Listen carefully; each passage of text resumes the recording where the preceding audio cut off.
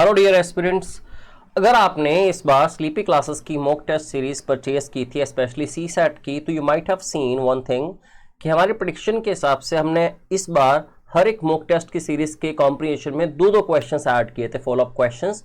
और same pattern आपको इस बार 2024 के एग्जाम में देखने को मिला। मतलब 2023 में ऐसा नहीं था, 27 क्वेश्चंस थे, बट 27 पैसेजेस के साथ एक एक क्वेश्चन था सबके साथ। लेकिन इस बार चेंजेस हुए, इस बार कम पैसेजेस थे, हर एक पैसेज के साथ दो क्वेश्चंस आपको देखने को मिले।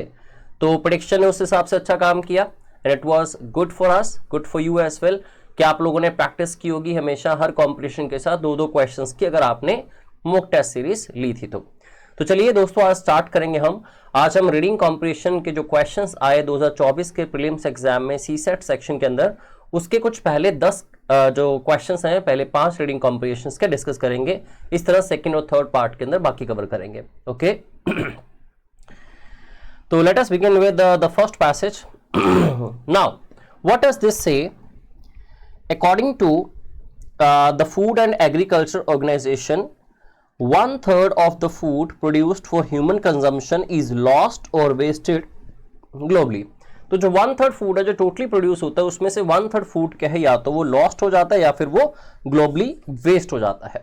अब आपको पता है कि लॉस्ट होने के बहुत सारे रीजंस हो सकते हैं, वेस्ट होने के बहुत सारे रीजंस हो सकते हैं, बट इस पैसेज के अंदर आगे आपको क्या फॉलोअप्स मिले, आगे आपको क्या इंफॉर्मेशन मिली, let us focus on that.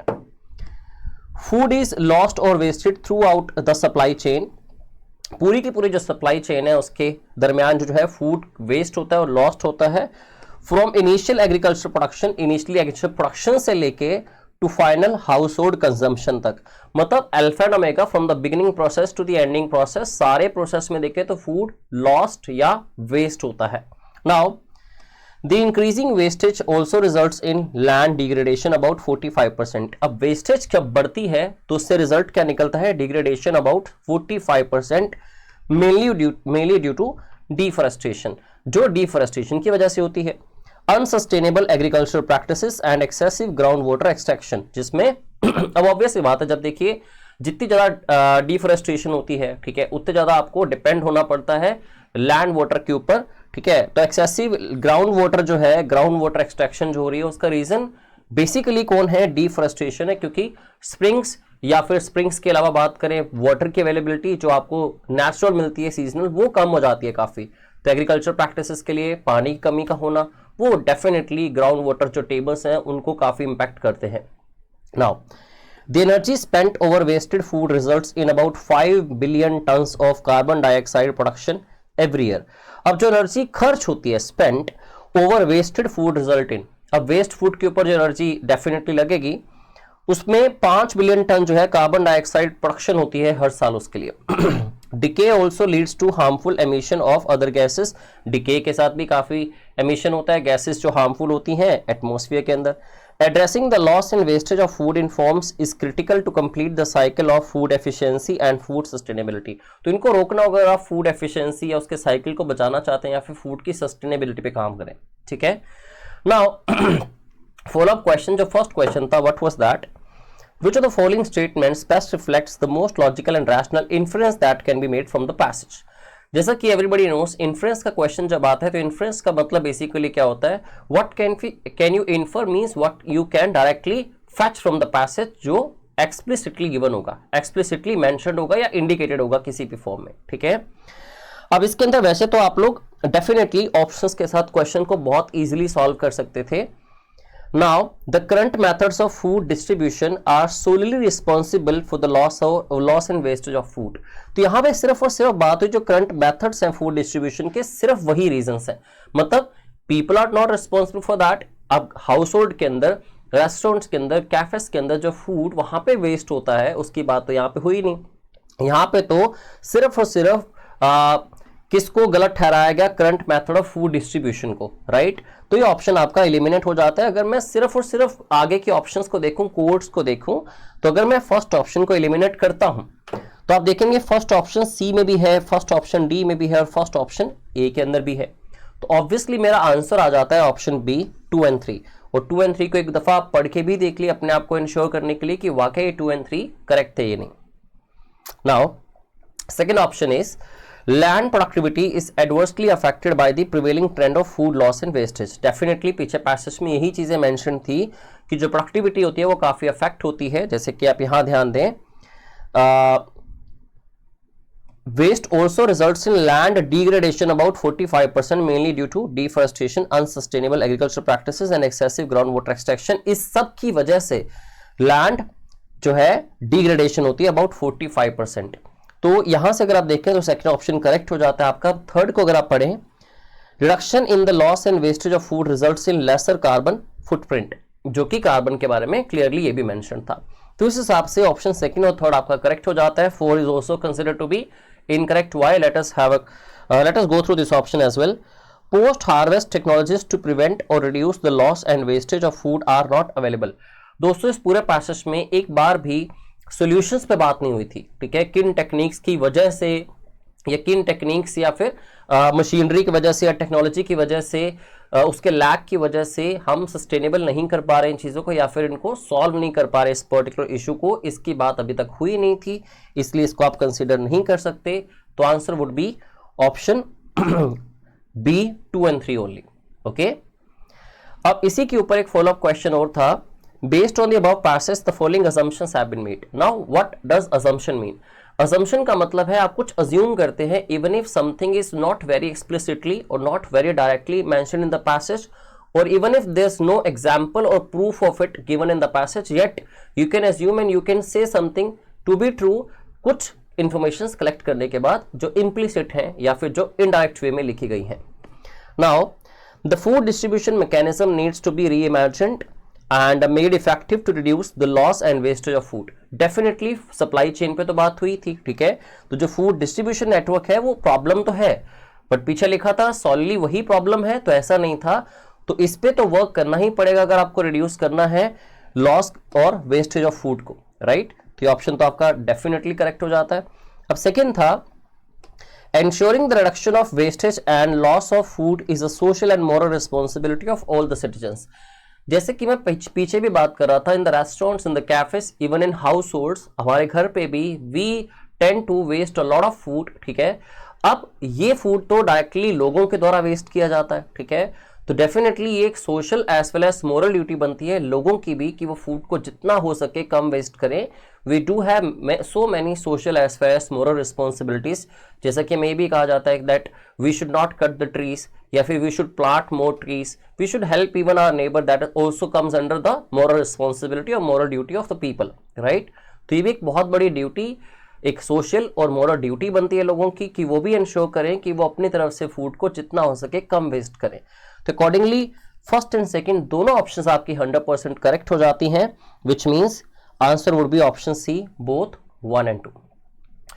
तो लाइव क्लास में भी हमने डिस्कस किया था, यही कुछ आंसर्स हमने तब भी डिस्कस किए थे कि फर्स्ट क्वेश्चन में जो देखा जाए तो ऑप्शन के साथ आराम से सॉल्व किया जा सकता है, क्योंकि फर्स्ट उसका जो ऑप्शन था वो एक्सट्रीमली इनकरेक्ट था और कोड्स के हिसाब से ए, सी और डी तीनों के अंदर ही फर्स्ट ऑप्शन था। सेकंड के अकॉर्डिंगली दोनों बातें करेक्ट थी, इसलिए आंसर सी आएगा बोथ 1 and 2। तो चलिए नेक्स्ट पैसेज डिस्कस करते हैं। आप लोग मुझे बताइएगा भी कि अगर आपने एग्जाम दिया है तो आपके कितने क्वेश्चंस इन सब में से ठीक हुए, okay.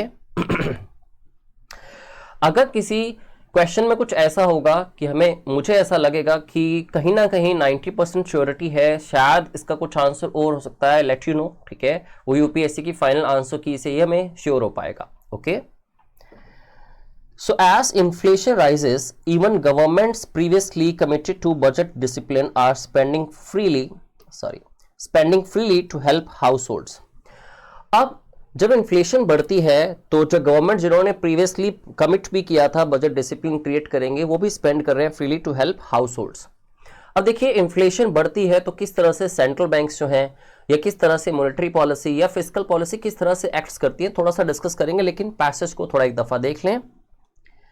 Higher interest rates announced by central banks are supposed to produce modest fiscal austerity because to maintain stable debts while paying more borrow, governments must cut spending, raise taxes।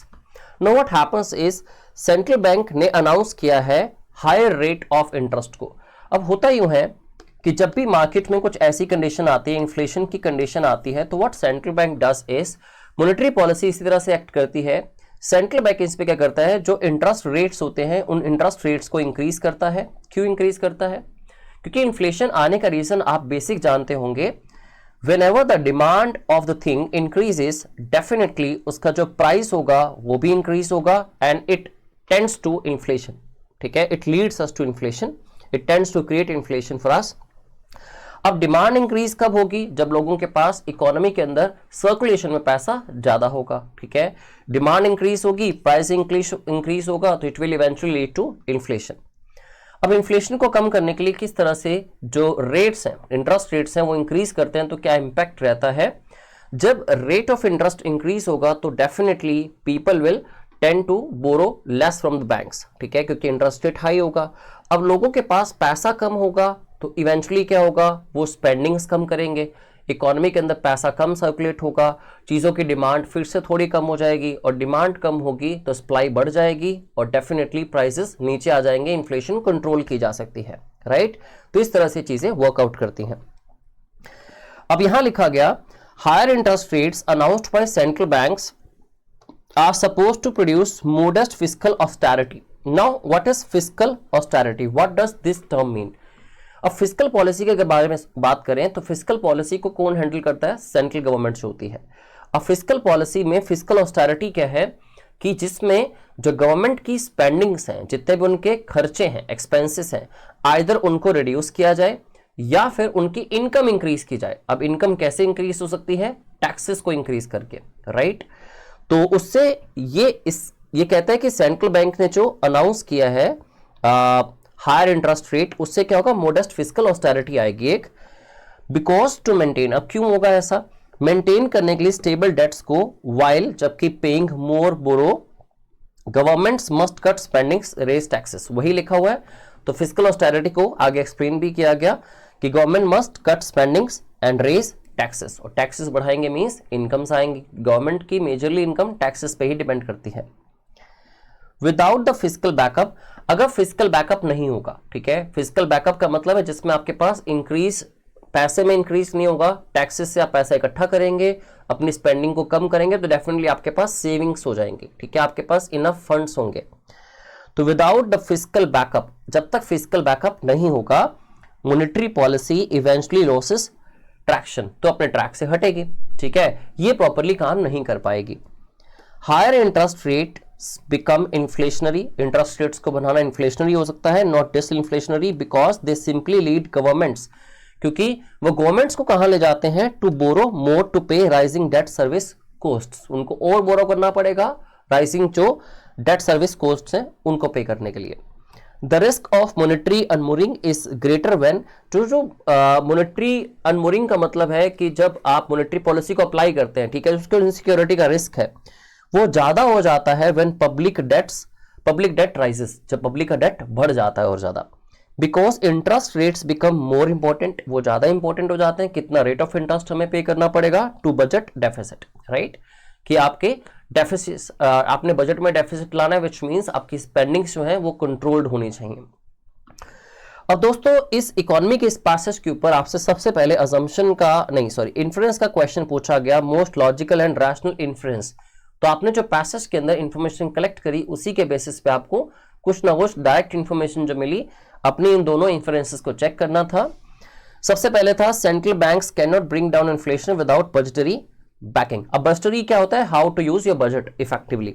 ठीक है, अब पीछे साफ लिखा था, जैसे आप इस लाइन पे फोकस करें, without fiscal backup monetary policy eventually losses traction. अब अगर बजटरी बैकअप नहीं होगा, आप खुद सोचिए, अब सेंट्रल बैंक्स इन्फ्लेशन को नीचे करना चाहते हैं। इन्फ्लेशन नीचे करने के लिए सेंट्रल बैंक्स ने क्या किया, जो इकोनॉमिकली करते भी हैं हमेशा, कि वो इंक्रीज कर देते हैं इंटरेस्ट रेट्स को। जैसे मैंने पीछे बताया, इससे क्या होगा, लोग बोरो कम करेंगे, इकोनॉमी में पैसा कम सर्कुलेट होगा, और उससे क्या होगा, डिमांड नहीं इंक्रीज होगी, तो डेफिनेटली प्राइस भी इंक्रीज नहीं होगा, इन्फ्लेशन रुक जाएगी। राइट, उल्टा होता है इसका, जब डिसइन्फ्लेशन आती है, जब इन्फ्लेशन का लेवल डाउन चला जाता है, ठीक है, तो गवर्नमेंट क्या करती है, रेट ऑफ इंटरेस्ट को कम करती है, so that people should borrow more, and the moment they borrow more they will definitely have more purchasing power, तो मार्केट में इवेंचुअली पैसा और सर्कुलेट होगा। ठीक है, जिससे चीजों के प्राइस थोड़े और ऊपर आ सकते हैं। नाउ सेंट्रल बैंक अकेला फिजिकल डेफिसिट्स, जो फिजिकल बजट है या फिर गवर्नमेंट के पास जो बजट है, उसके बिना सेंट्रल बैंक इन्फ्लेशन को नीचे नहीं ला सकता। इस बात का क्लियरली मतलब क्या है? मतलब ये है कि अगर सेंट्रल बैंक मॉनेटरी पॉलिसी के अकॉर्डिंगली कुछ चीजें इंप्लीमेंट भी करेगा, लेकिन अगर मान लीजिए गवर्नमेंट अपने एक्सपेंसेस को कट नहीं करती और गवर्नमेंट और ज्यादा फंड्स रेस नहीं करती, उनके पास अमाउंट कम होगा, बजट कम होगा, ऐसी सिचुएशन में सेंट्रल बैंक अगर अपनी पॉलिसी के अकॉर्डिंगली इंटरेस्ट रेट्स को बढ़ा देगा तो लोग डेफिनेटली कम बोरो करेंगे। अब बोरो कम करेंगे लोग तो मार्केट में सर्कुलेशन, पैसा कम हो जाएगा, तो फिर गवर्नमेंट के पास टैक्सेस कैसे आएंगे? तो एक अच्छा बजट आपके पास, अच्छी सेविंग्स अमाउंट होना चाहिए, अच्छी कुशनिंग होनी चाहिए, ठीक है, आपके पास फाइनेंशियल कुशनिंग होगी अगर, तभी सेंट्रल बैंक ये चीजें कर पाएगा। तो बहुत ही क्लियर सी बात है कि ऐसा पॉसिबल वाकई ही नहीं है। तो ये स्टेटमेंट बिल्कुल करेक्ट हो जाता है। The effects of monetary policy depend on the fiscal policies pursued by the government। ये तो इवेंचुअली क्लियर है कि जो मॉनेटरी पॉलिसी के इफेक्ट्स हैं वो डिपेंड करते हैं फिजिकल पॉलिसीज किस तरह से गवर्नमेंट उसको परस्यू फॉलो करती है, राइट। तो accordingly answer would be option C, both 1 and 2। Perhaps some of you might have not chosen this option to be right as your answer option, क्योंकि लोगों को लगता है कि शायद एक्सट्रीम स्टेटमेंट है। I am also 90% sure of this, but हाँ, मेरी इंटेंशंस यही कहती हैं, ठीक है, मेरी इंट्यूशन यही कहती है कि this option should be very correct. अगर आप पैसेज को नहीं पढ़ते, ये 100% करेक्ट है। अगर आप पैसेज को पढ़ते भी हैं, ठीक है, स्टिल उस पैसेज के अंदर भी क्लियरली चीजें मेंशन्ड हैं, डायरेक्टली मेंशन्ड हैं, तो इसलिए ऑप्शन करेक्ट माना जाना चाहिए।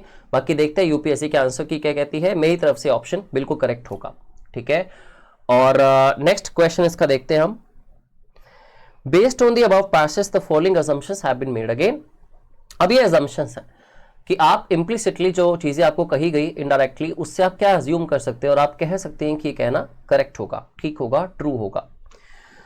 Physical policies of governments are solely responsible for higher prices. देखिए ऐसा नहीं हो सकता कि सिर्फ फिजिकल पॉलिसी जो गवर्नमेंट है उसकी वजह से ही रिस्पॉन्सिबल है हायर प्राइसेस के लिए।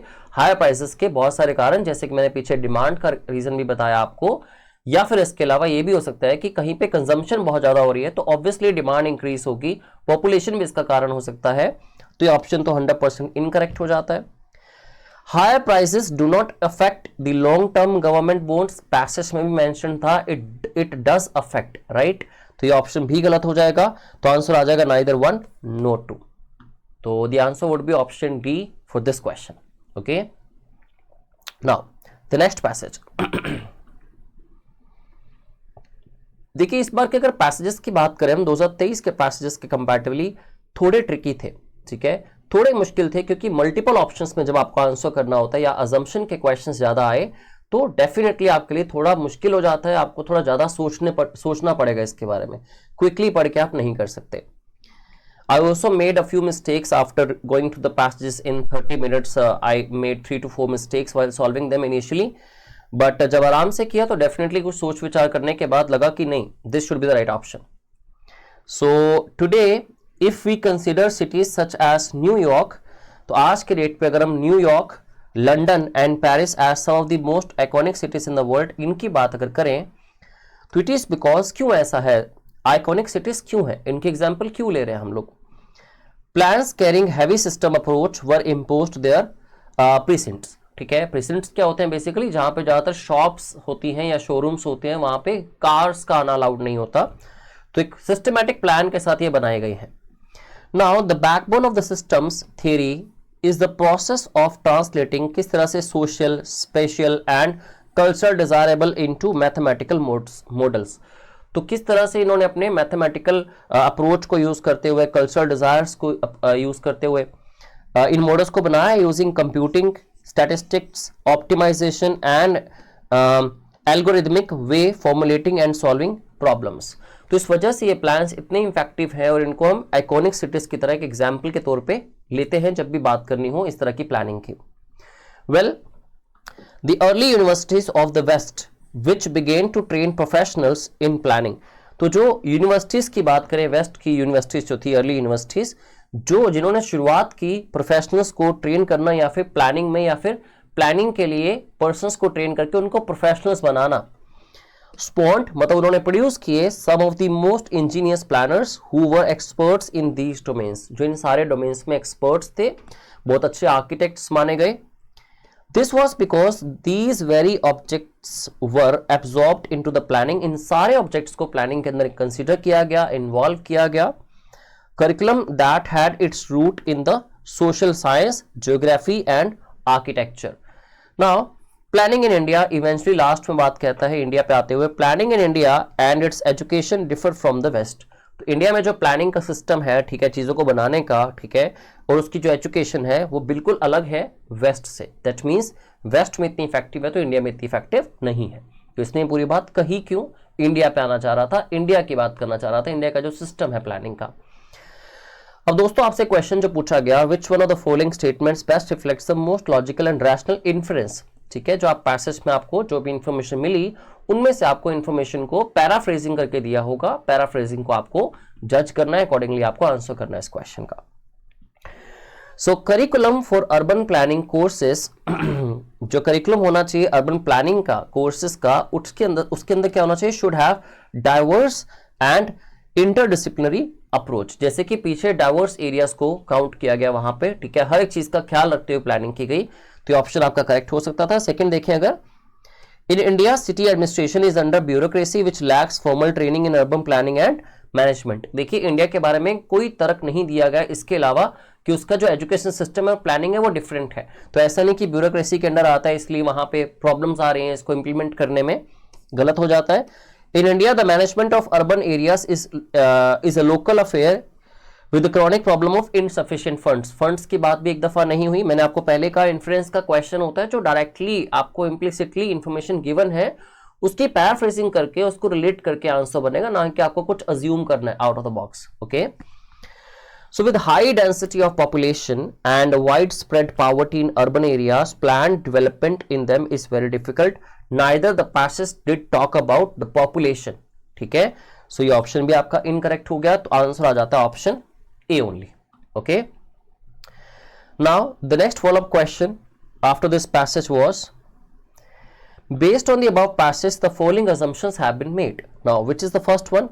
India needs a new generation of urban professionals, knowledge with the knowledge with knowledge, हाँ, with knowledge relevant to, maybe यहाँ पे कुछ मिसिंग है, urban professionals with knowledge relevant to urban practice. So India के अंदर जरूरत है एक नई जनरेशन ऑफ अर्बन प्रोफेशनल्स की जिनके पास नॉलेज हो जो कि अर्बन प्रैक्टिसेस में बहुत रेलेवेंट हो। अब पीछे क्या बात हो रही थी, जब अर्बन प्लानिंग की बात होती है, ठीक है, सिटीज को डिजाइन करने की बात होती है, या फिर जैसे कुछ सिटीज की एग्जांपल पीछे ली गई, न्यूयॉर्क, लंदन, पेरिस की, जिसमें बात हुई उनके बीच में जो प्लानिंग्स हुई जिसमें बहुत ज़्यादा सिस्टमैटिक अप्रोच इम्पोज की गई उनके प्रेजेंट्स के अंदर, उनके मॉडल्स के अंदर, उसमें बहुत चीज़ों को इंक्लूड किया गया। ठीक है, तो ऐसी प्लानिंग इंडिया को भी इसकी ज़रूरत है, क्योंकि लास्ट में क्या लिखा हुआ था, planning in India and its education differ from the west. तो प्लानिंग बिल्कुल डिफरेंट है, इसकी एजुकेशन सिस्टम भी डिफरेंट है, बट ये सब चीज़ें हैं जो इंडिया को अडॉप्ट करनी चाहिए। तो ऑब्वियसली फर्स्ट ऑप्शन करेक्ट हो जाता है यहाँ पे भी। Indian universities at present have no capacity or potential to impart training in systematic या systems approach। तो इतनी आप एक्सट्रीम बात नहीं कह सकते कि इंडिया के पास कुछ भी ऐसा नहीं है। May be it differs, may be कुछ लेवल तक it should not differ, may be कुछ लेवल तक ये इंप्लीमेंट कर रहे हैं या पूरा नहीं कर पा रहे। तो इतनी एक्सट्रीम बात हम नहीं कह सकते यूनिवर्सिटीज और कॉलेजेस में पोटेंशियल नहीं है कि ऐसा वो कर सके, राइट। बट हाँ, India definitely needs.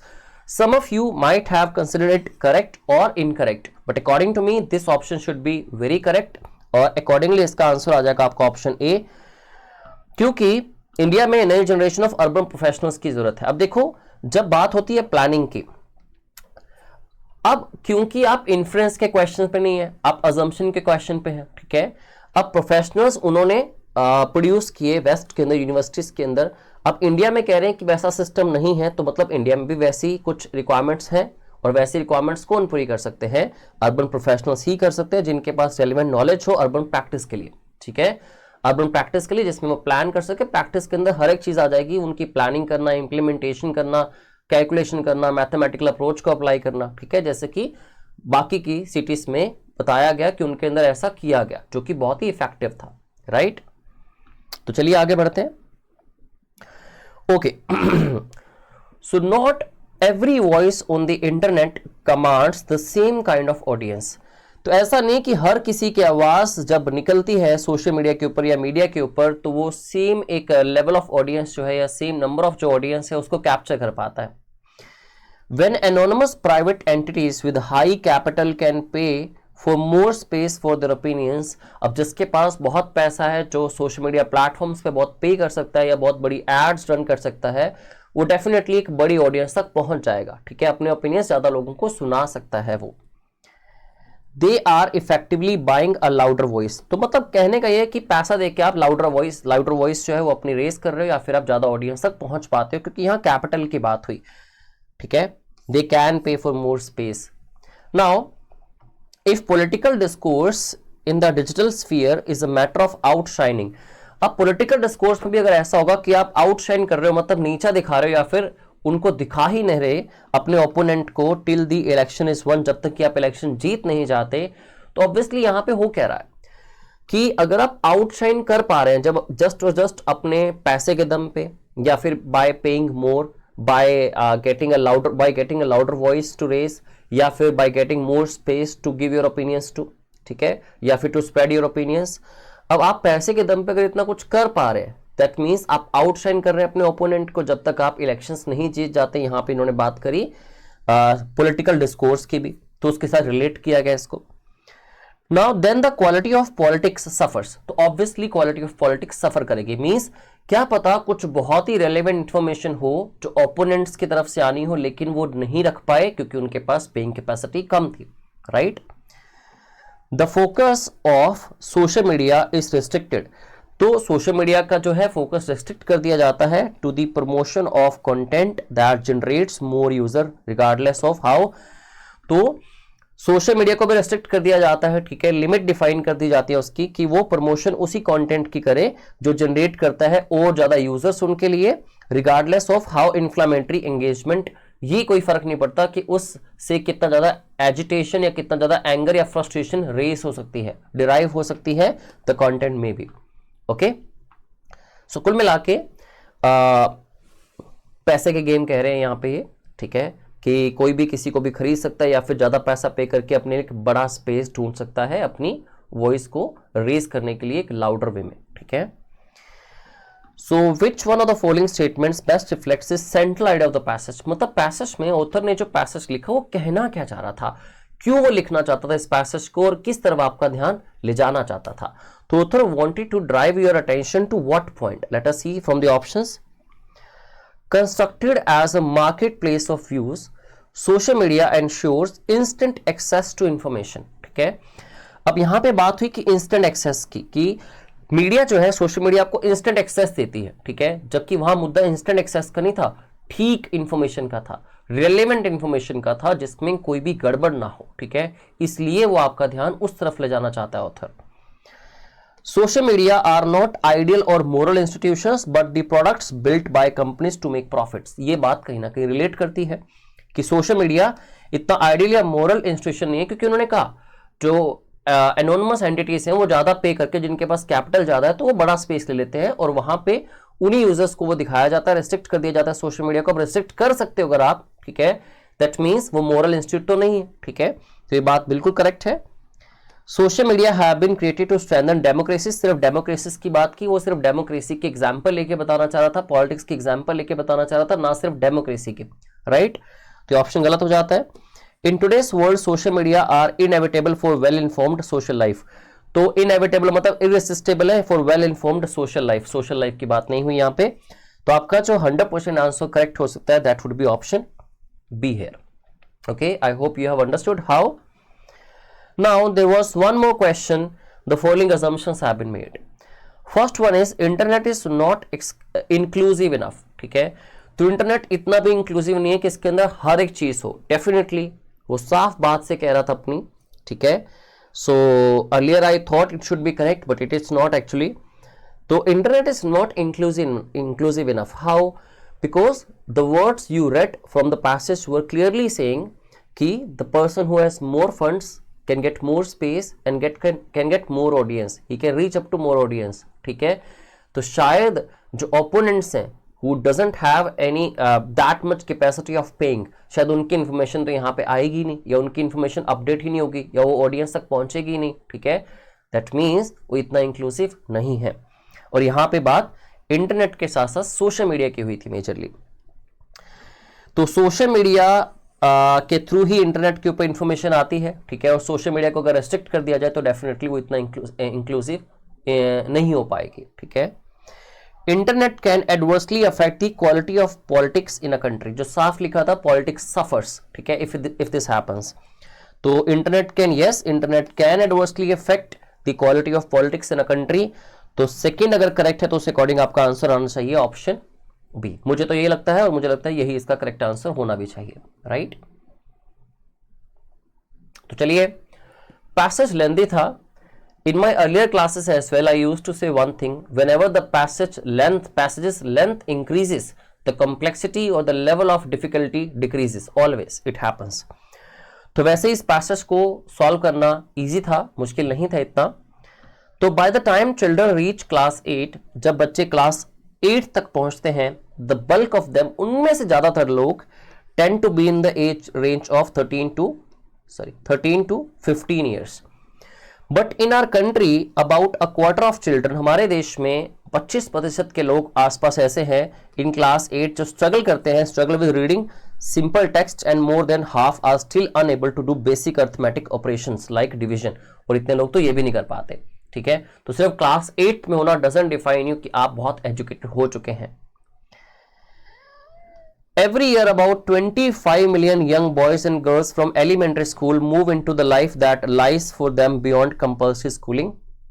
They cannot enter the workforce, at least in the organized sector. क्यों नहीं एंटर कर सकते वो? उसके रीजंस बहुत हैं, क्योंकि डेफिनेटली उनके अंदर वो स्किल डेवलप हुई नहीं, सिर्फ क्लास 8 हो चुकी है, जो एग्जाम्पल के तौर पे लिया गया। Till they are 18, for many families, these children are the first from their families. बहुत से परिवारों के लिए तो ऐसा भी है कि पहला बच्चा है जो इतनी एजुकेशन ले पाया है from their families ever to get this far in school. तो इसके बाद होता है क्या, एक्सपेक्टेशंस क्या होती हैं? Parents and children expect that such graduates from school will go on to a high school and college. तो उनको लगता है कि ऐसे ग्रेजुएट, क्योंकि ग्रेजुएशन हो गई या फिर क्योंकि उनकी 8th क्लास हो गई, 10th हो गई, +1 +2 हो गई, तो मतलब वो हायर स्कूल या हायर कॉलेज में ही जाएंगे फर्दर एजुकेशन के लिए, ऐसा एक्सपेक्ट करते हैं वो लोग। Hardly anyone wants to go back to agriculture. तो एग्रीकल्चर में वापस कोई जाना ही नहीं चाहता, क्योंकि उनको लगता है कि वेल एजुकेटेड हो चुके हैं, तो डेफिनेटली अच्छे इनकम्स भी जनरेट करेंगे, हायर एजुकेशन अडॉप्ट करेंगे। ऑन द अदर हैंड, हमेशा मैंने अपनी क्लासेस में कहा, जब भी लिखा आएगा बट, हाउएवर, डिस्पाइट, येट, ठीक है, कॉन्ट्राडिक्टरी वर्ड जब भी आएगा तो ऑन द अदर हैंड का मतलब भी क्या है? हाउएवर। अब यहां से कुछ रियलिटी और निकल के आएगी जिसको आपको हमेशा ख्याल में रखना है अपने। So on the other hand, abilities in terms of academic competencies are far lower than they should be, even based on curricular expectations of class 8. लेकिन जो competencies हैं, उनकी abilities हैं, जो skills हैं, जो उनके अंदर education level से आनी चाहिए थी, बहुत ही कम है जितनी expected होनी चाहिए, ठीक है। तो ये एक और reality है। तो सारी बातें कहते हुए वो एक तरफ आपका ध्यान लेके चलता है reality की तरफ, on the other hand लिखने के बाद। Now let us see what the questions were.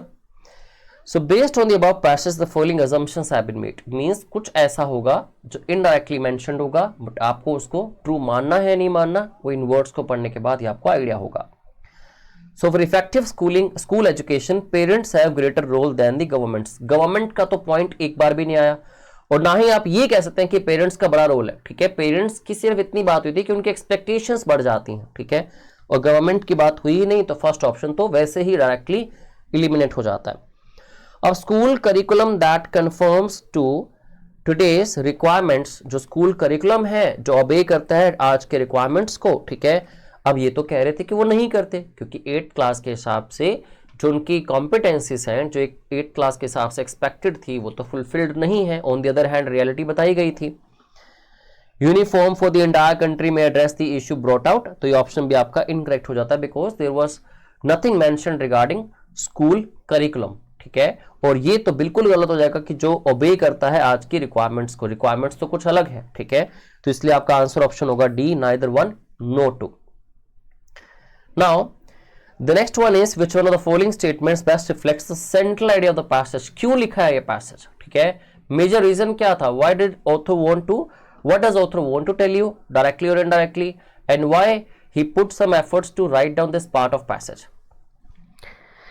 So total eradication of poverty, देखो गरीबी की तो बात बिल्कुल नहीं हुई थी, आप स्टार्टिंग में पढ़ के इस ऑप्शन को एलिमिनेट कर सकते हो. यहां बात एजुकेशन की हुई थी और एजुकेशन में जो कॉम्पिटेंसेस या स्किल्स एक्वायर करते हैं स्टूडेंट्स, उनकी बात हुई.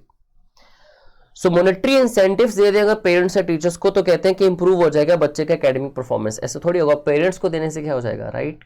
कौन पेरेंट कहेगा कि अगर आप मुझे मॉनेटरी बेनिफिट नहीं दे रहे तो मैं अपने बच्चे को अच्छी एजुकेशन नहीं दिलवाऊंगा या फिर उसकी परफॉर्मेंस पुअर करूंगा? ठीक है, ऑब्वियसली इनकरेक्ट है. Public policy should ensure that competencies and achievements of young people are aligned with their expectation. पीछे लिखा था ना कि पेरेंट्स और जो स्टूडेंट्स वो एक्सपेक्ट करते हैं कि हायर एजुकेशन या बड़े स्कूल कॉलेजेस में जाएंगे. फिर लिखा था ऑन द अदर हैंड उनकी कॉम्पिटेंसेस एक्सपेक्टेड जितनी होनी चाहिए उससे बहुत नीचे हैं. तो ऑब्वियसली आपका यही ऑप्शन करेक्ट हो जाता है. यही वो ऑथर आपसे कहना चाह रहा था कि आप एक्सपेक्टेशन को तो अलग लेके बैठे हो आसमान पे और आपकी जो कॉम्पिटेंसेस है वो अभी जमीन पे ही है. ठीक है, तो थोड़ा अलाइन करके चलो इनको. डी ऑप्शन देखें तो India is not going to take advantage of the demographic dividend. Demographic dividend कहां से आ गया बीच में, राइट? तो option C would be correct answer to this question. I hope ये सारे क्वेश्चंस के जो आंसर्स हैं वो आपको क्लियर हुए. ठीक है, सेकंड वीडियो के अंदर हम सीक्वेंस वाइज ही जो सेट ए था उसके अकॉर्डिंग अगले कुछ कॉम्प्रिहेंशंस के आंसर्स भी डिस्कस करेंगे. Okay, thank you very much.